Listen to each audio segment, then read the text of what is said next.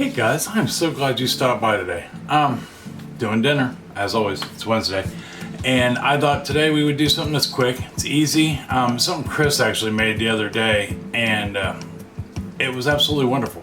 Absolutely wonderful. It was a rice-a-roni and chicken, or chicken and rice-a-roni casserole. Now, I'm gonna do a little different than hers. I'm gonna add some stuff to it. I popped online, and after she sent me the recipe, she looked and I read the comments, and it was, oh wow, I added this, I did that. And these people were really kind of making it their own. Not everybody, but most people. And I thought, why not? I have some leftover vegetables in the fridge. Let's use those up. Let's throw some mushrooms in this. Let's, truly make it kind of fun, really. And it's a great way to use some leftovers that you may have in your fridge, or stuff that's, especially vegetables that may not be in the best of shape. People, at least here in the US, have a tendency to buy vegetables with the best of intentions, and then they go bad in the fridge. And that's, it's okay, I guess, but you should really try to eat your vegetables, right? At least we do. But anyhow, I think we're gonna really like this dish. It's easy, it's straightforward, and we're gonna have some fun with it. If you're new, welcome. I'm glad you stopped by. I hope you get something out of this video. Maybe check out some of the other ones. If you're returning or one of our new subscribers, welcome back and thank you. I appreciate that very much. Like, subscribe, and share. That all helps keep us out in the algorithm, helps grow our community, right? That way we can continue to grow and be a good community of good neighbors through communication and food. That's important. Comments, always welcomed. All I ask is you be nice, right? Think before you type. I respond to every comment, by the way. If you take the time to comment, I am going to take the time to respond. You have no idea how much it means that you guys take time out of your day to spend with me, even if it's only 15 minutes or 45, depending on what video you watch. The further back you go, they might be a little longer. I was still learning, right? I'm still learning. Every day I'm learning, especially with YouTube. Shooting videos does not come naturally to me. I like to cook. I like to bake. This part here, not so much. And now I'm my own, I've always been my own cameraman, my own editor, all that good stuff. But anyhow, why don't we head on down here to the counter, where I will give you all your ingredients in cups, tablespoons, teaspoons. I will also give them to you in grams and milliliters, so that way no matter where you're at in the world, you can play along with us, right? So let's head on down here to the counter and let's get started on this, what I believe is going to be a wonderful chicken and rice-a-roni casserole. All right, hold on for me just 1 second. Okay, we are down here at the counter, and stovetop, as case may be. And if you are new to my channel, you're at the moment looking at my entire kitchen. Behind you is a window and a back door. I have a very small galley kitchen, but that just goes to show you, you don't need a big kitchen to make amazing meals. First thing we need to do is we're going to just cook our rice-a-roni. Now, and it's rice-a-roni, which is a name brand. But that being said, let's say, because I was reading the back of this, and it does contain wheat flour in it. Now, well, if you have a gluten issue, you don't have to necessarily use rice-a-roni. You can use just pretty much any wild rice, right? I'll show you real quick. It's got vermicelli in it too, which is a couple of different, it's a type of rice. But we're looking at that right there, and you're just looking for a wild, long grain rice, really. Not the cheap, instant white rice, so to speak. But if you are doing it, we're just going to follow the back of the instructions, which is going to be, we are going to put our rice in there first, and we're going to oh my gosh, I can't remember what it's called, but we're going to cook it with some butter first, and get it a nice golden brown. Now if you look in the Wayback Machine, so to speak, I have a recipe. It's 2 tablespoons of butter, by the way, 28 grams we're going to throw in there. I did a Mexican rice a long while back, and we did the same thing with the white rice that we used on, in that. We're just simply going to give it a good quick saute, give it a good color. What this does is going to bring out the flavors in the rice. But we want to go ahead and get the butter melted and let this start cooking until you see it turning a golden brown in color.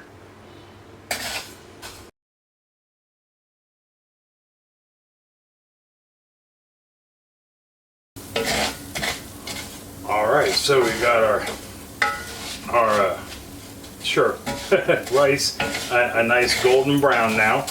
And so what we'll want to do now is we're going to go ahead and take the, in this case, the seasoning pack, which has got a bunch of herbs, spices, and chicken broth or chicken powder in it. Which this right here is where, like, you could do something similar if you didn't want the glutens that are in it. You could, use either, instead of using water, because we're about to put our 480 plus 120. 500 milliliters of water in here. We're going to do it slowly, just like the instructions say, that way we don't steam bath our face, right? But go ahead and get that in there. But yeah, you could just as easily use like a poultry seasoning of your choice, a chicken broth instead of the water, and some just white rice that you have fried and gotten that nice golden brown color with the butter. That way you've avoided those glutens all the way around. So now what we need to do is we're going to bring this up to a boil per the instructions. Then we'll slap a lid on it, turn it all the way down to low, and let it go for about 15-20 minutes. But while we're doing that, as soon as I get the table cleared off, or counter organized a little better, I guess I should say, we can go ahead and put our filling together that's going to go with this rice. So hold on for me 1 second. Let me get everything kind of straightened up and organized. All right, so got everything kind of straightened back up a little bit. Down to a simmer, lid on. We are going to go ahead and turn our oven on 350 degrees Fahrenheit, 180 degrees Celsius. Make sure there's nothing in there, because that's what we do. How many of you guys, here's a question, how many of you guys keep stuff in your oven? I will keep pots and pans in there and not give it a second thought, which sometimes runs me into trouble. One time, and this is an important lesson to always check before you turn your oven on. Abby stuck a Barbie doll in the oven, and Chris turned it on, and guess what happened? We had Barbie for dinner. And here's another useless bit of information. That plastic that Barbie's made out of does not come out of an oven. Doesn't matter how hard you try, it will not come off your racks and or the bottom of your oven. Crazy, huh? But anyhow, so while we've got that cooking down on low, 15 minutes, because that's what the directions say, I have a large bowl. In this large bowl, we are going to stick 1 can of cream of chicken, right? It's a 10.5 ounce, 290 gram can, and you can even make your own. I even have a video that shows you how. Check it out if you're interested. And matter of fact, I should have just gone ahead and done that. Now it's a cream of anything soup video. It's a dry goods video, and all you'd have to do is add a little chicken bouillon and some water to it, and you will have cream of chicken soup. But anyhow, put that in there, and then we are going to follow that up with 1 cup, 240 grams worth of sour cream. And it's full fat sour cream. You don't want the healthy stuff. Well, I mean, I suppose you could in this case, but we don't buy low fat anything in our house. It takes away from things. But anyhow, get that in there, give that a good stir together. Now here's where I'm going to deviate from the recipe just a little bit, or a lot, as the case may be. I have an 8-ounce can of mushrooms, and they're the chopped up, just regular old bud mushrooms, and it's the pieces and stems, I guess you would say, in here. And like I said, it was down there on the counter, or in the downstairs in the pantry. It had been there for a while. I don't think it's bad by any means. No, yeah, see, it's still got a whole year, but I feel like it had been down there too long, and it was screaming to be used. So I'm gonna put that in here, just like such. And then in the fridge, the other day I had made oh gosh, I can't remember what I made, but I had some leftover green peppers and just like a pinch of carrots. So I'm gonna go ahead and put the green pepper in there, and that's about 1 small green pepper, so to speak.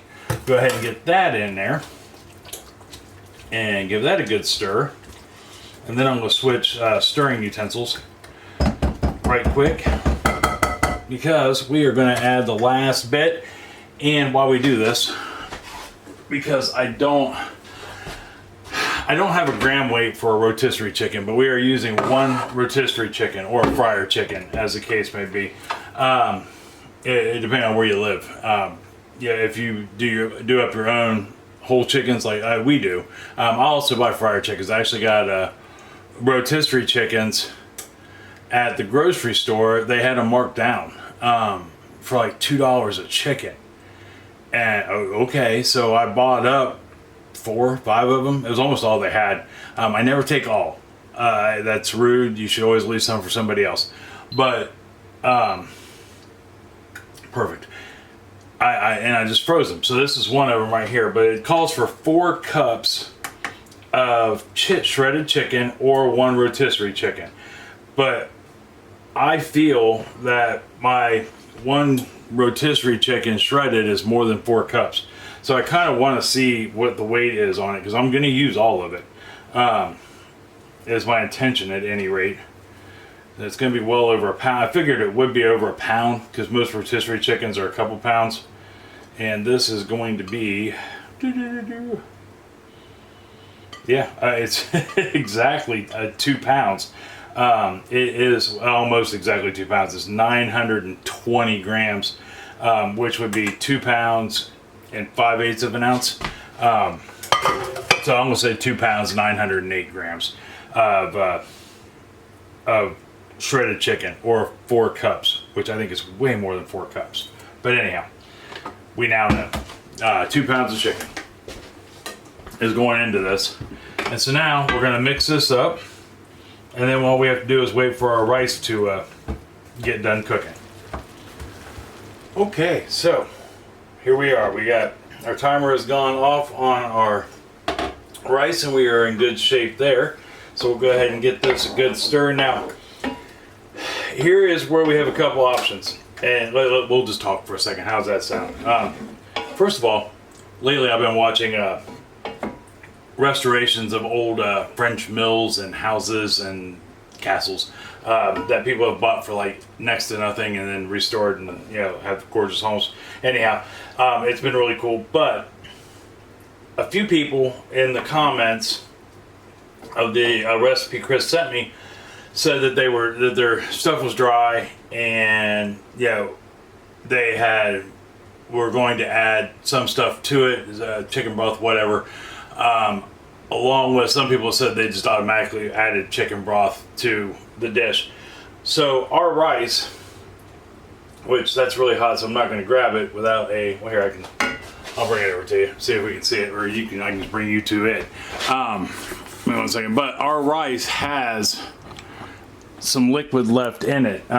When making at least rice or Roni, from the box, it tells you to cook it till it's tender. Now, as it sits, it will absorb that water, but as you can see, it still has that water in it, right? But that water also has a bunch of flavor from the chicken, the chicken powder and the mix that we put in it, basically. And so we don't have to worry about the flavor so much, but I'm going to leave that in there to help with from it drying out. Now, the other thing is we want, the original recipe calls for this to be in a 9x13 pan. But I thought to myself, wouldn't it be fun just to make it here in the cast iron? So that's what I'm going to do. Now, the process would still be the same. We're still going to combine the two, but if you don't have a cast iron pan or an oven safe pan, you can just put it in a 9x13 casserole dish. Not a problem. And then put that in the oven. So now that our oven's preheated, we're at 350, 180 Celsius. So now I'm going to take our chicken mix, and I'm going to put this in with the rice, like such, and then we can mix it all together. All right, so we got her mixed together, right? Oh, look at that. Yeah. So in every chicken, I don't know what the particular bone is called, but it's always in the drum. You get these, and they're like little swords. And no matter how hard I try to get them, I always miss one. In this case, I missed one. So, we got that. Now, we are stirred up, ready to go. We'll go ahead and kind of flatten this out to make it even, right? And like I said, if you don't have a oven safe dish to put it in, you're fine. Just put it in a 9x13, yeah, right oven safe skillet, I should say. Just put it in a 9x13. But we're gonna get this evened out real quick, like such.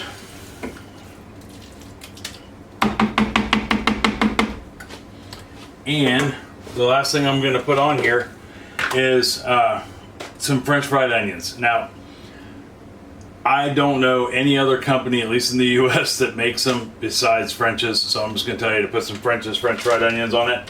And I did see a couple people in the in their comments that were saying they waited till the last 5 minutes to put these on because they felt they would burn. Now, they will get a little dark. So if you want to wait, go right ahead. You don't have to put them on right now. You can wait. You know, we're gonna put this in for a half hour. So if you want to wait 20 minutes after you put it in the oven to put them on the last 10 minutes. That would be awesome. Or if you find that it's getting too dark on you too quickly, you can always put foil over the top of this, right? And if you do want to put foil on it and you're like Brian, it'll sit down in the food, but it won't, because you can take toothpicks, or cocktail sticks, depending on where you live. And if you put those in your casserole, your cake, whatever it is you do, just like such, you know, I mean, not necessarily in a triangle, but those will hold any foil or anything you put on top of that off of it, which I think is awesome. That's good there. All right. So anyhow, we are now going to take this, now that we got our French fried onions on there, everything's mixed up and ready to go. We are going to go ahead and put this in the oven at 350 degrees Fahrenheit, 180 degrees Celsius, and we're going to put it in there for a half hour on the center rack, and that will give the French fried onions time to crispen up on the top a little, but it allows everybody to get to know each other, right? So I'm going to let that cook. When it's done for 30 minutes, I will pull it out of the oven. I will let it sit and rest for 10, and when I come back, we will try some. All right, I'll see you here in just 1 second.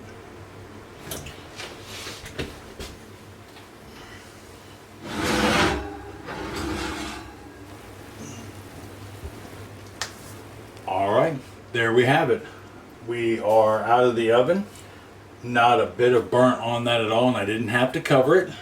So it makes me wonder, there could be a lot of different reasons for these: a convection oven and non-convection oven. Gas, electric, is their oven temperature off on their oven? It's hard to say. But anyhow, that turned out absolutely wonderful. We have let it rest. Now, for those I'm sure you guys know that have cast iron, when you pull anything out of the oven like this, or just anything you put in the oven, you pull it out, you want to make sure people know it's hot. In our house, I used to have a red handle that went on here, but now I don't know where it is. I think Abby took it. So now I just put a glove on there. I use my oak glove on here. That way everybody knows it's hot, and if somebody does happen to grab it, they don't burn themselves. Because right now, I'm here to tell you, I can feel the heat coming off that thing even after 10 minutes, which is crazy. But that's all right. We're going to give this a shot. I just wanted to do due diligence of how to be safe in the kitchen. But we're going to give this a try. All the same. Oh, it looks wonderful. I know it smells fantastic, and of course it looks great. Now we're just down to how does it taste. Yeah, there we are. I think that looks, you can't argue that. You can't shake it with a stick, so to speak. I can tell you it's hot, but that's all right. We don't want to eat it cold, maybe, I wouldn't think, but we'll see. We'll see how hot it is. We'll give it a good blow on it and see what we taste like.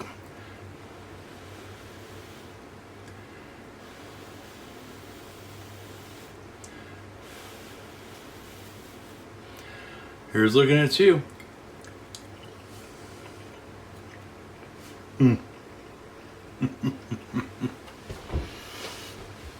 That is so good. It was so easy to put together. Oh, it just gives you a nice, warm, comfortable feeling. This is definitely a comfort food dish. Yeah, and today's an ideal day for it. It's cool outside. It's in the 50s. You know, it's cloudy, overcast, was raining in the morning. You know, and it feels like fall. It's a good fall day. This is a good fall dish. I highly recommend giving this a try. Yeah, hands down. I think the only other thing I might have would add to it is some peas, maybe, I don't know. Definitely gonna top this with some jalapenos and some sharp cheddar cheese as a topping. But as it stands right now, this is fantastic. It definitely, like I said, it just warms your heart and your soul, and that says something. Another one of those bones. I don't know how I keep missing those. Here's the worst part. I really took my time tearing that chicken down. Somehow, I still missed a couple bones. But anyhow, give this a try. And make sure you get all the bones out of it if you do. And if you do give this a try, let me know down in the comments below. We can talk about anything in the comments. And in case you didn't know, on our page, on our page here on YouTube, you can actually leave me comments on my channel. Like I'll normally put out, or not normally, but I put out comments for everybody to read. You can respond to those. You can actually put questions on my homepage, all that stuff now, which I think would be a lot of fun to do. So if you have questions, like I said, comment here, comment there. You can also find us on Facebook if that is what you like to do. It's under Mr. Smith's Kitchen. We have a group. But let me know if you try this, or if you do something similar, or have a different version. There was even a lady on that recipe page that said that she does hers with all beef rice-a-roni, and does a beef hamburger instead of the chicken. That'd be an interesting one to try. But yeah, either way, let me know down in the comments below. Tomorrow for dessert, we are going to I don't know what we're gonna do, but it's gonna be fall-like, I think. I really want to start hitting the whole pumpkin. Now that we're getting near Halloween and into Thanksgiving, and Thanksgiving is truly pumpkin season, along with apples and stuff like that. So we may do something with pumpkin. I haven't decided yet. We've done a lot with pumpkin, so it'll be hard to find something different, but I'm sure we can. But anyhow, we'll figure that out tomorrow when we get there, right? And until then, I love you. I love you very much, and I mean that from the bottom of my heart. Tell somebody else that you love them and love them very much. They may need to hear it. They may be having a rough day, and even if they don't, it's gonna make them smile and feel good to hear it anyway. And it's gonna make you smile and feel good to tell them. I guarantee it. And if you make them some of this rice-a-roni and chicken casserole, I guarantee they're gonna grin ear to ear, and it's gonna lead to a good evening of conversation. And there is definitely enough right there that you could invite the neighbors. Guy across the street, family walking down the street, guy walking his dog, all those people. Bag some up for the mailman. It's good to make friends. It's good to know who's in your community. But anyhow, till tomorrow for dessert, I love you, and I will see you then. All right, see you later. Bye-bye.